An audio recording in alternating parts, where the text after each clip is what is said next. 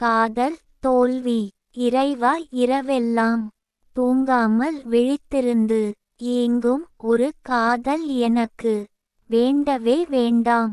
விரக்தியில் சாதலே மேல் என்றால் அதுவும் வேண்டாம். அது ஒரு கோழைத்தனம்.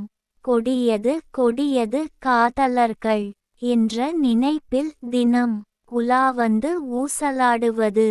கொடியது கொடியது அதுவும். காதல் தோல்வியில் முடிவது. மேலும் கொடியது விரக்தியின் வலியால் வேதனைப்பட்டு.